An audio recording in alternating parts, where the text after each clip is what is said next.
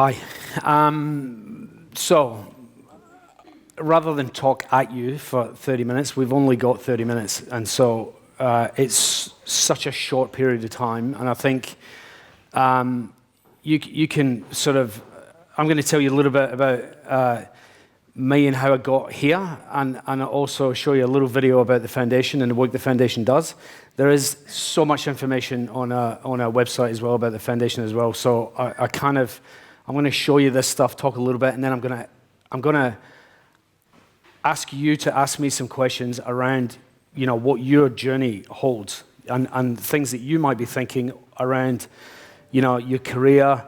How do you get in a certain position? Are you worried about your career path, whether you can change, or like any questions that you guys have about either becoming, a chef, if it's a chef or a pastry chef or a manager or a restaurateur or whatever it might be, or even doing work like what we're doing now in a non-for-profit. So I fell into cooking by complete accident. I wanted to buy a push bike, and my father, I found this push bike that was incredibly expensive, and I asked my parents to buy me the push bike for Christmas, and my dad laughed at me and said, if you want the push bike, you have to go and buy it yourself. No problem. Get a job. I'll give you £1 for every pound you earn, and then you can buy the bike. So I went out, tried to find a job. I was 11 years old at the time. And going from place to place, I tried, shops, like retail stores, Eventually, I realized retail stores just wouldn't employ someone as young as me, and I found myself in a restaurant. The guy who owned the restaurant gave me a job, cash in hand, washing dishes. And so I washed dishes for 2 weeks, I think, and then one day one of the chefs in the kitchen had a motorbike accident, and he didn't turn up for work. So the chef asked me, hey, can you cook vegetables tonight instead of washing the dishes? And like I say, I was 11 years old. And, I was fairly I'm quite obnoxious now, but I was fairly obnoxious at age 11. And I said to the chef, I'll do it, but only if you give me a pay rise and I never have to wash dishes again. And he said yes. And so I found myself on the vegetable section in the kitchen. And service started, and I had only 2 or 3 very specific jobs to do that night. But at the end of the night, I realized that I had been part of a team. For the first time, I'd felt like I was an integral part of something that happened over this period, this 6-hour period that was called service.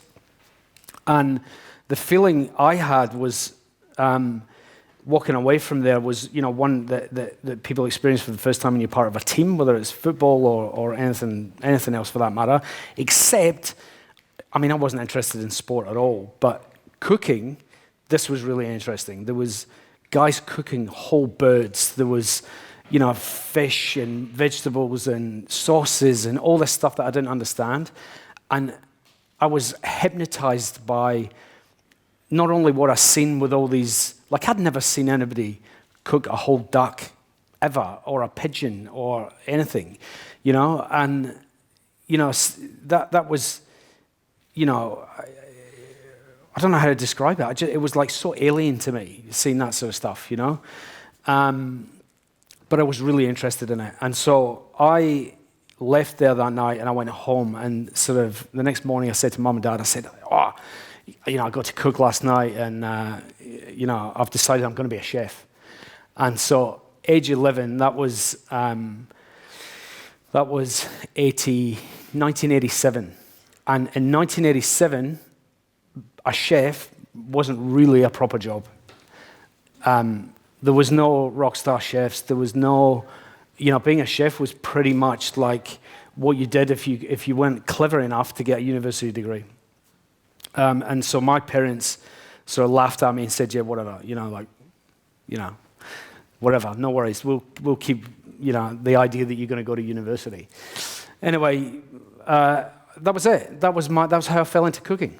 And from then, and I've been a chef ever since. So I worked part-time and went to school until I was 15 years old. I left school early. I got an apprenticeship in a hotel. I did an old-fashioned apprenticeship, And I left Scotland 2 years after I did the apprenticeship and went down to England, started working in Michelin star restaurants. From England, I actually ended up in London. I was working for Marco Piawai and Gordon Ramsay and a bunch of other guys in 3 Michelin star restaurants. Then I came to Australia, kind of mid-90s. London's grey, it's wet, it's expensive, the accommodation's terrible, and we've seen lots of billboard posters of Australia with bright blue skies, very beautiful women, lovely beaches, and I thought, let's go there. So I went, and it was on we had like a 12-month working visa, and when I arrived in Australia, I had imagined that there were kangaroos jumping around the city, and that there were lots of Aboriginal people kind of there. And I arrived in Sydney, naively, and I don't know how it happened. I actually arrived in the wrong city. I was supposed to go to Melbourne in my brain, but somehow we ended up in Sydney. And when I got into Sydney as a city, it was just like any other city in the world, like Rome or London or whatever. There was skyscrapers, and there was no kangaroos anywhere, and there was hardly any black Australians, Aboriginal people, anywhere. So I started working. I did what any chef would do that was a chef who'd been working in 3 Michelin star restaurants. I got hold of the local guidebook, restaurant guidebook, and I looked up the top restaurants. There was only 5 or 4 3-hat restaurants, I think, at the time, and I rang them one by one, until I got a job. I started working in a 3-hat restaurant, and I kind of stayed there the entire time I was there in Australia for that year. And during that time, I kind of tried to work out what indigenous food was, or the culture of indigenous people. And any white person that I asked about indigenous culture was kind of like abrasive, didn't want to talk about it, avoided the subject, or didn't know anything, or said to me, you work in 3 Michelin star restaurants, this indigenous ingredients and indigenous culture and food doesn't exist, forget about it. So I left Australia after 12 months and went back to London and worked for Marco Piawai again. And when I got back to London, I kept thinking about, I just spent 12 months of my life in a country that has the oldest surviving culture in the world, and I didn't see any of it. I think I met one Aboriginal person the entire time I was there that year. It was absurd. And so that really sort of screwed with my head, actually, for the next few years while I was working in London. I then immigrated to Australia in the year 2000.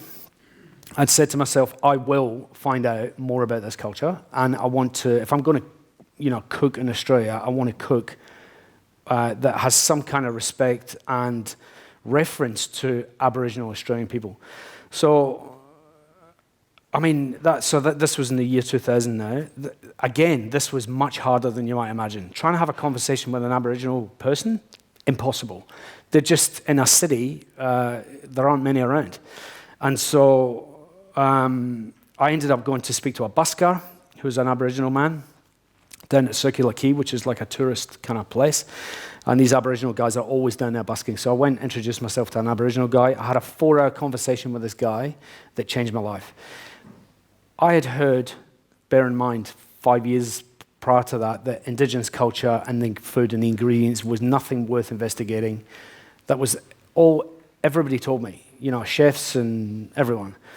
I had this conversation with this guy that, like I say, it changed everything for me, but it demonstrated how complex and sophisticated indigenous culture was, how closely linked to nature and the land they are, and how incredibly sort of now that culture is. We're all striving towards, from everything, sustainability, organics, ethics, etc. We're all, as a race, driving our businesses and our way of thinking and our purchasing in that direction. And here is a culture that not only has been practicing it for over 60,000 years, but they still do it today, and it's forbidden for them not to do it. Imagine that. Not an option. You can, for example, in a kitchen, you can buy a tomato that's in season, or you can not use it, or you can buy one imported from another country. That's an option. These guys, in their culture, there is no option. The law of the land states this, and that's what they follow, and that's connected with the land, the seasons, and the sustainability and the preservation of all plants, animals on the land. It just blew me away. So after that conversation, I started doing these indigenous ingredients in this 3-hat restaurant I was working at, like top restaurant in Australia. And it was met very abrasively with critics. They didn't really like it, and they were saying, oh, it reminds us of 1980s cooking and blah, blah, blah. So I left pretty much the industry because I thought, if I can't cook something that really makes sense to me, then I don't want to cook. And so I'd had a business importing some stuff, and I could really concentrate on that. But what it did was give me time to go out into indigenous communities and learn. So for the next, from 2001 until today, I go out into indigenous communities and spend weeks at a time, zip the mouth, and just absorb and learn from their culture and try and understand, the complexities of that culture, which are really, incredible. So fast forward years on, yeah, I'm a chef, totally.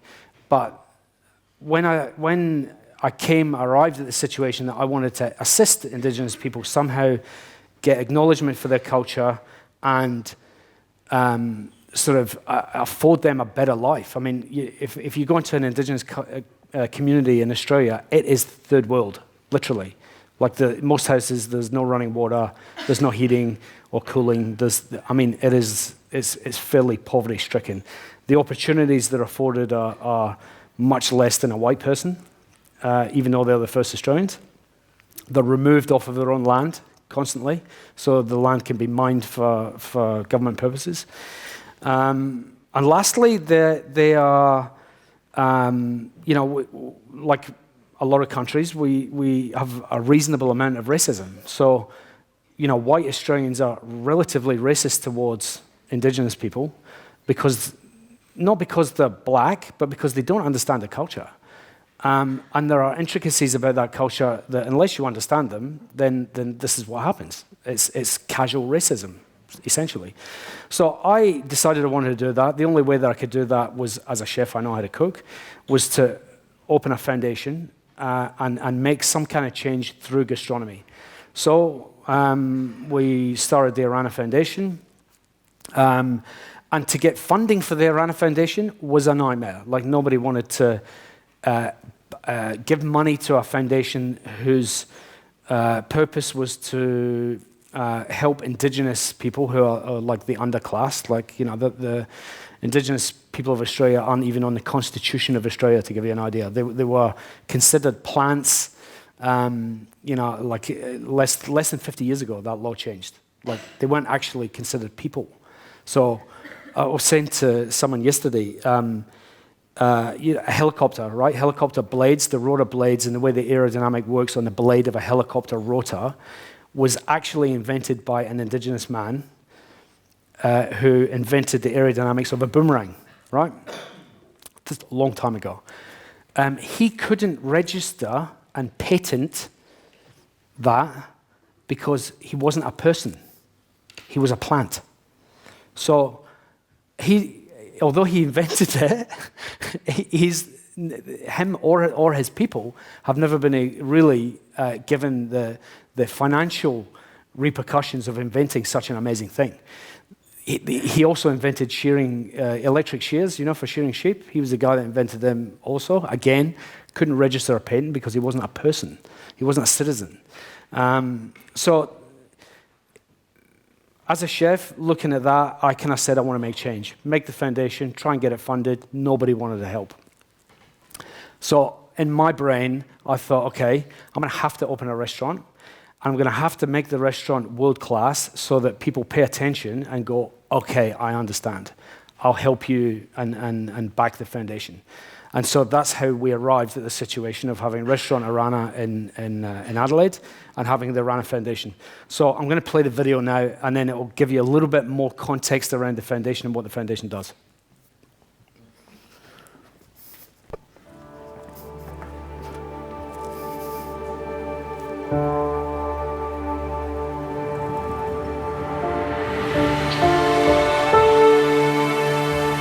I came to Australia 15 years ago and I didn't get a sense of our food culture at all. I got a glimpse of some amazing cuisines and multicultural diversity, but I didn't really feel any kind of connection culturally between Australians and the land.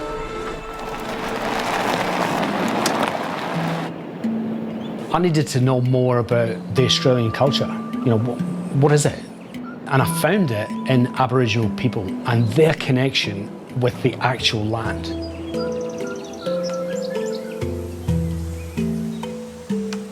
There's a lot of bush food and tackle we've got out here, but never been recognised much by anybody. The land and the water, it was our source of life, energy, strength, our everyday things that we needed to survive.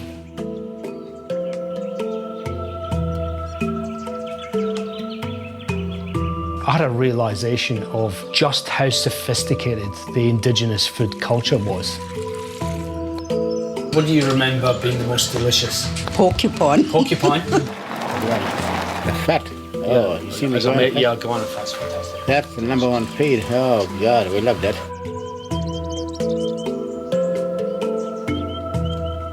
I'm finding ingredients every trip I go out. There's always something new. I need to find the key that unlocks the information to make that something, a resource that I can use and tell the story of where I am.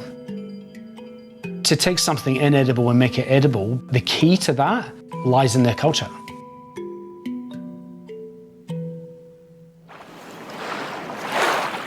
You come, you learn about the life, about the birds, about everything, about every tree, every plant, every bird, every creature. A lot of these old men used to be very good. They were professors. Professors of the land, professors of the country. I'm finding a lesser connection culturally when I go and visit a community now, and that's because there are missing gaps in their timeline from their family. Government is very strong, you know, they come take kids away. Yeah. Like I was put in the boys' home, boys' home up here. Sisters were put in the dormitories. Because my mom not from here. They're from up somewhere else. I mean, we're all from somewhere else, aren't we, Sandra? In the mission, you weren't allowed to practice your culture. No, we weren't allowed. In those days, we were given flogging. Flogged the living dead out of you. And don't start playing that mumbo-jumbo here, and this is part of the devil, they told us. The social dislocation is huge, and that social dislocation has led to a number of pretty dark things happening within the community and within the culture. Living the 21st century way, the white man's way they wanted you to live, it's not the way that we used to live thousands of years ago, and it's surely putting a lot of pressure on us. We always say it's unemployment that brings a lot of frustrations too, because it's just the hopelessness of not being able to do anything.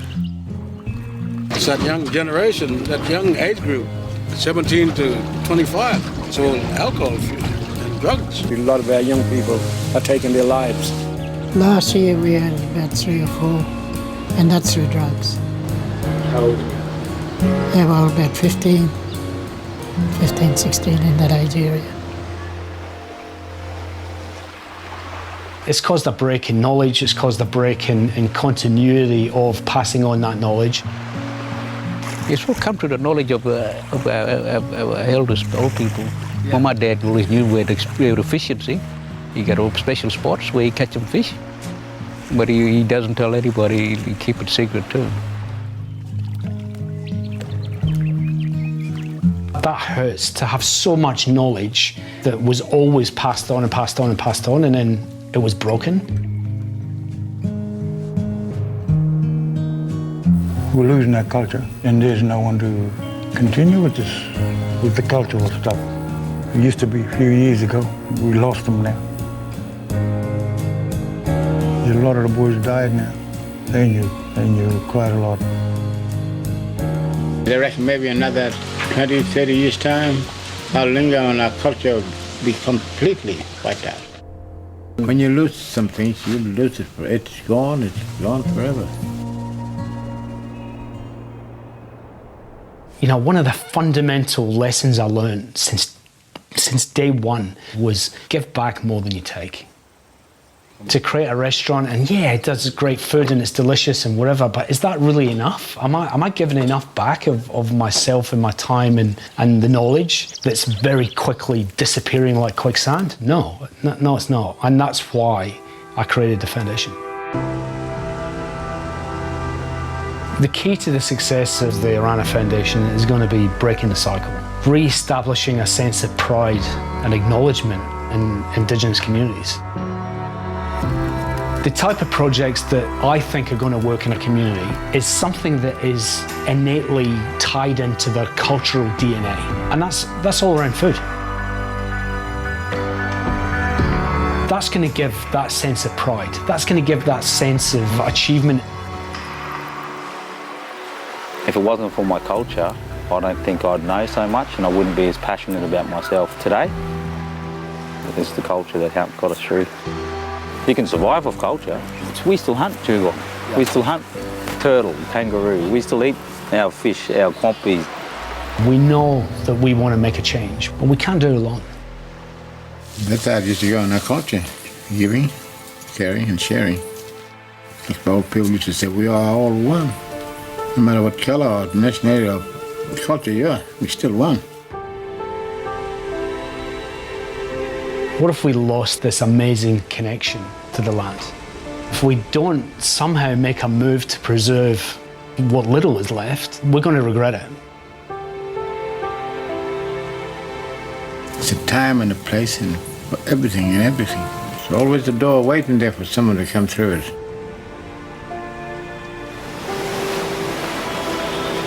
We need everyone's support for the foundation. We need as many people as possible to engage and give a voice to the voiceless. We need your help. The door's open, come in.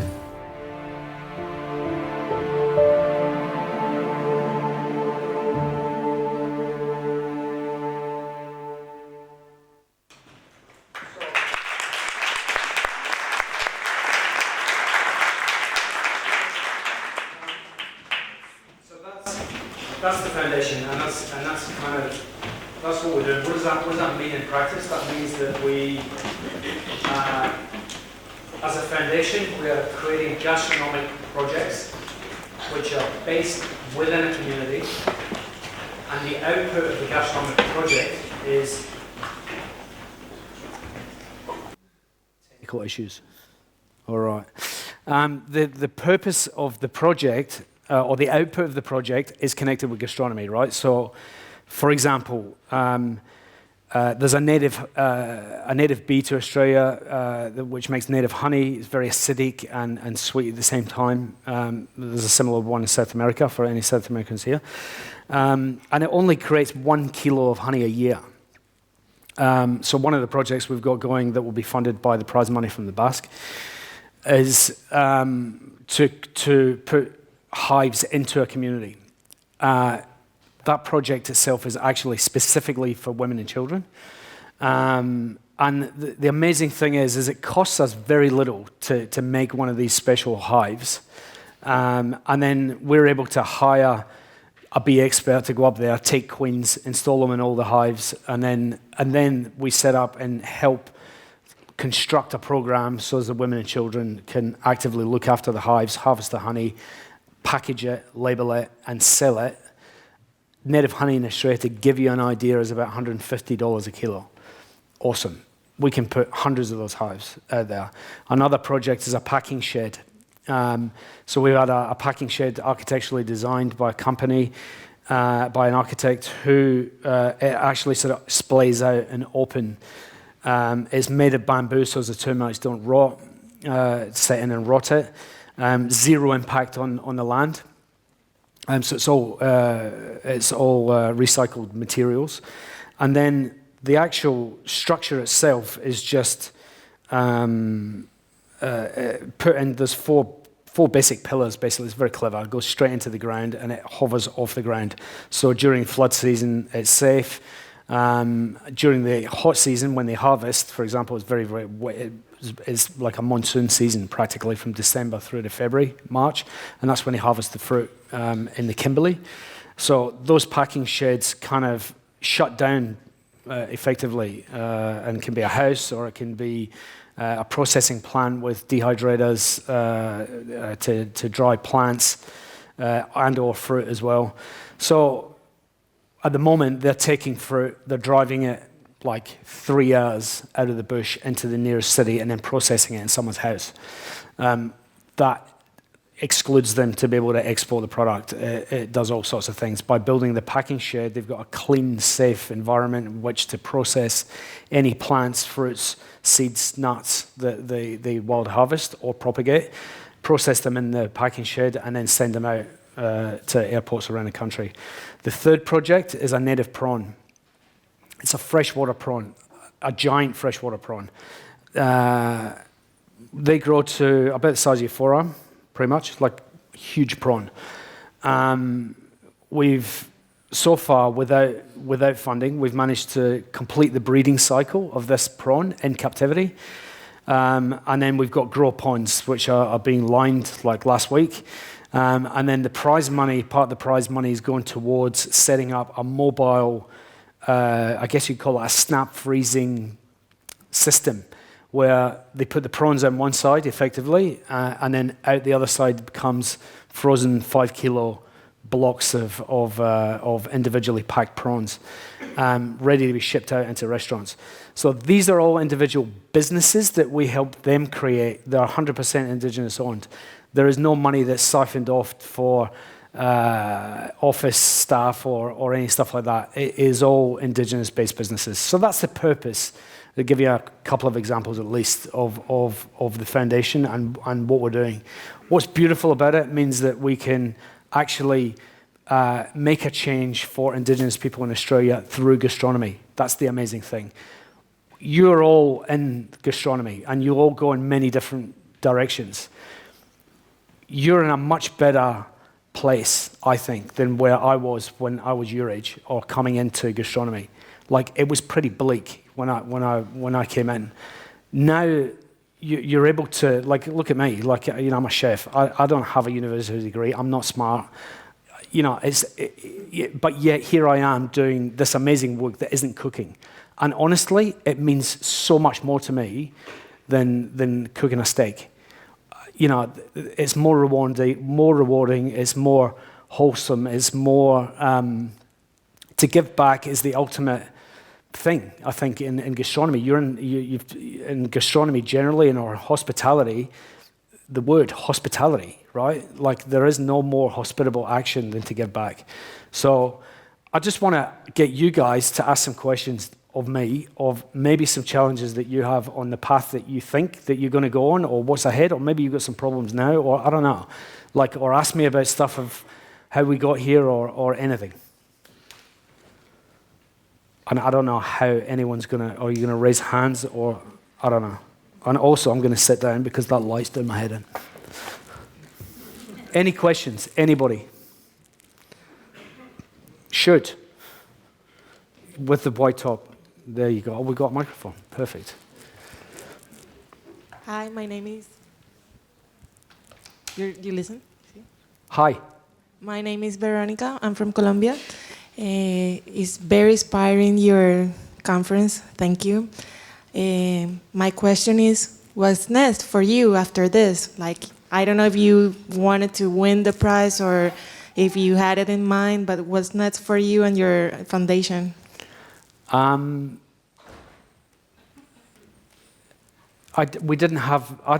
never thought I would win something like this, to be honest. And when I found out we were a finalist, honestly, the celebration that we had with my team was out of control.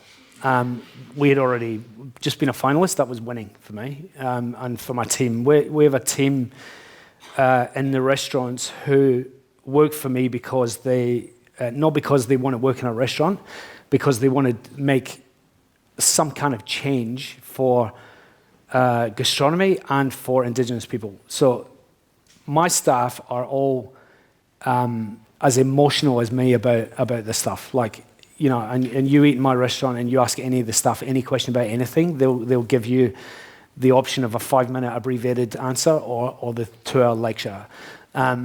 They're so passionate about it. So yeah, we had an amazing celebration when we were a finalist. Winning it was next level for us because it meant that some of the projects that we really struggled to fund, we can accelerate. And then came the challenge and the heavy weight of saying, okay, we accept this money from the Basque government. And so now we have an obligation to perform, to give back, to not fail, there's lots of stuff that comes along with taking 100,000 euros, right? So we set about trying to work out, okay, how do we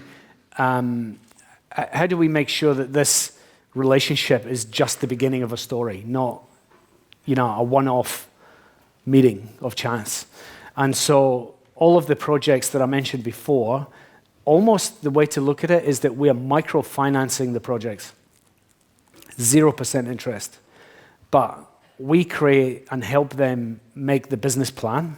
So first of all, it has to be a project that they want to do. We don't just go in and say, hey, you should do this project. We don't do that. I visit many, many communities. In some communities, I offer every community the opportunity to do something, but it has to come from them. So these projects have come from the people of the communities that are going in, firstly. But then we help them create a business plan, which means that they cannot fail. So through gastronomy, we guarantee the purchase of the output of that project. So we'll guarantee that we'll buy every single liter of honey that they produce. We guarantee that we'll buy every single plant, seed, fruit, nut that comes out of that packing shed. We guarantee that we'll find a home and a buyer for every single one of those prawns, and we'll do it at a level in the marketplace that is fair trade and that means that the money filters back to the community in a way that makes it worthwhile. At the same time, they have to pay back the money that we lend them like a normal business would, right? It does two things. One, it makes them feel not like a charity case. Because as soon as you have a situation where it's a charity case, they feel like the underdog. They feel like the poor cousin, right? When we help them set up a business plan properly and show them the numbers and like we would with, just because they're Aboriginal doesn't mean that they can't run a business, right? So they pay the money back. Then once the money's paid back, then we've got an opportunity to start another project. And in that way, we know that the Basque prize is just going to keep going and going and going and going. It's a perpetual fund which can kickstart indigenous-owned enterprises in communities year after year after year after year. Our hope, while I'm here, is to corner some of the Basque government officials and manipulate an agreement where they send some of you students into indigenous communities in Australia. And likewise, we have already cornered our government and said, you need to send some indigenous kids who are interested in gastronomy over to the Basque country to spend some time and understand that culture. So for me, that's what's next. That's my next sort of we're doing the restaurants and everything, but really my main focus is on the foundation and the work of the foundation. Sorry for the long answer also. Any other questions? Has anyone got any questions about your career or your path or Hi. are you worried about anything? Or Is this working? Yeah. Hi. You need to wave because I can't see. Hi. Yes, Yeah. hi. As you're talking about this amazing products that you're putting forward in producing with these communities, I was wondering if you've assessed what climate change may mean to this endeavor in the future. So that's my question. Absolutely, and in answer to that, the people that we work with actually are driving that conversation. So if you speak to Indigenous people in Australia, they'll tell you about not just the bad effects that climate change have either had or are having, but also the positives.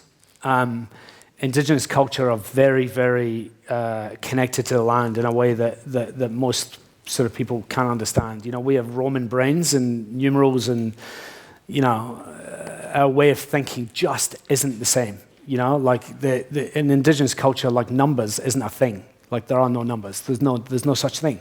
Like one guy was saying to me, there's no such thing as a number.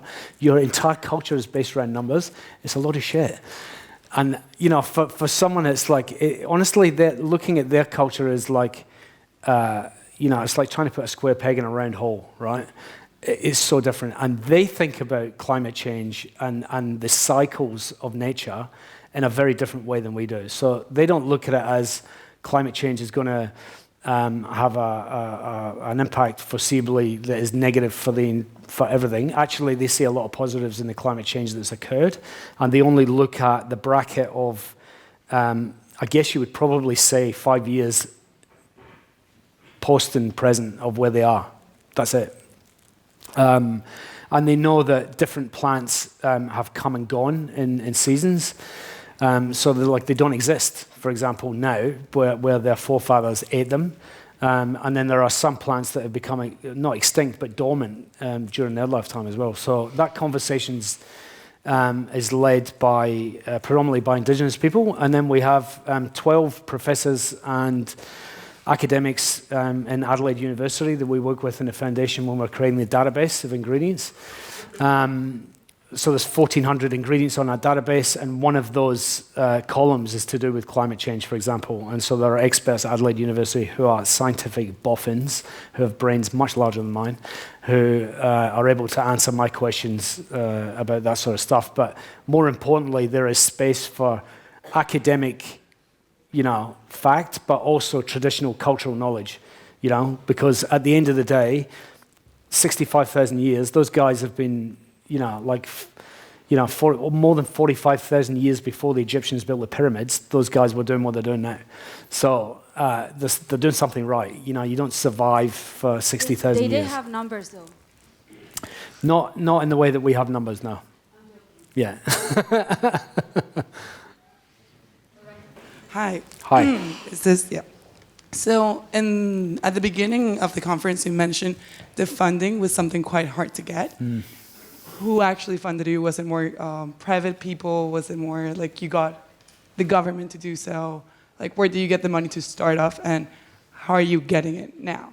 Oh, and I have one more question. If the project that someone sets, like, I don't know, if the beehive project were to fail, is there any consequence? So going backwards, consequences, absolutely. There's always a consequence. It means that there's more money required to make version 2 of that project a success. I guess what we're, having worked in communities for such 17, 18 years, one thing I've learned is that if the project is led by and driven by the community, and it's something that's closely linked to their community culturally, then it'll be successful, because they're just like a dog with a bone. Like, they just keep going. So it means more funding, essentially, if there's a failure. Secondly, what was the other part of that question? Sorry. Funding. Funding. Yeah. So funding, we knew that making the restaurant was the real only way that people would take indigenous culture, gastronomically speaking, seriously, right? So I didn't want to start a restaurant, let alone a restaurant that was fine dining, and lose hundreds of thousands of euros, right? And we did. Like, the restaurant's been open 5 years, and it's been, without question, the most expensive thing I've ever done in my life. And even though I'll never see any of that money again, it doesn't matter. The output of where we're going is what matters.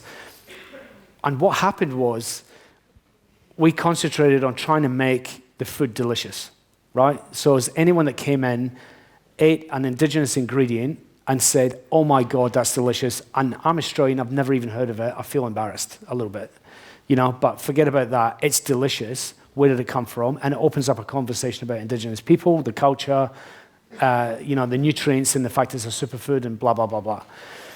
Then we started receiving some awards, which, as nice as they are, it's not what we were. It's not. Our purpose wasn't to make a restaurant and make it the world's best, right? We wanted to make a restaurant, make the food delicious enough that people would think about indigenous culture and their ingredients differently. We began to receive awards. There was write-ups about the restaurant in magazines in Europe and the US. A lady, you're all too young to know who this person is, but there's an actor called Danny Kaye. If you Google Danny Kaye, Kaye, he's a really super famous actor in the States. Amazing guy. His daughter read in the Wall Street Journal about Restaurant Arana and me and trying to start the foundation and blah, blah, blah. After she read the Wall Street Journal magazine, she put the magazine down, she booked a flight to Adelaide. She arrived in Adelaide, ate in the restaurant, demanded to speak to me the next day, and said, hey, I've got this foundation that was left to me by my father. I'd like to help good causes. Can you tell me a little bit about what you're trying to do? I told her what I was trying to do, and she said, I'd love to help you. And so this is someone that honestly, she came in for dinner the night before. I know her from a bar of soap, to be honest. And I said, yeah, that's amazing. Like, I would love it. And she goes, that's fantastic. What do you need? I hadn't started the foundation yet, really. Like, actually started the whole thing, right? I didn't know what I needed. Like, I think previous to that point, I had just said, I need money to make this foundation, right? Like, too scattergun, right? At that point, I said to her, what I need is somebody to help me set up this foundation and put all of these ideas and the good things that I want to do, the good intent, and turn it into a foundation, a machine that actually fulfills the purpose of what's in my head. And so she said, okay, no problem. So we have coffee, we have a breakfast. Halfway through breakfast, she said, what I'm going to do is put you in touch with this guy, and he's going to help you set up the foundation, and I'll pay for his wages. And I was like, shit, amazing. The guy turned out to be Norman Gillespie, who ran UNICEF Australia for 5 years, who is just an incredibly talented guy. I went to meet with him in Sydney. I told him about what I was doing, and then that was it. Everything started snowballing from that point. And so that's it. That's how we started from a funding perspective. And now, through Norman's help, we were able to get $1.25 million out of the South Australian government to help us start the foundation and work on the database. So they paid pretty much for the database work, which is extremely heavy from a university perspective, with all the horticultural knowledge, all the toxicology reports and everything on every single ingredient. To give you an idea, Australian government did 12 ingredients in the last 20 years or whatever it is. We've done 1,444 ingredients in 9 months. That's what $1 million buys you. So that's it. Thank you. Thank you, Jock. You're welcome. Probably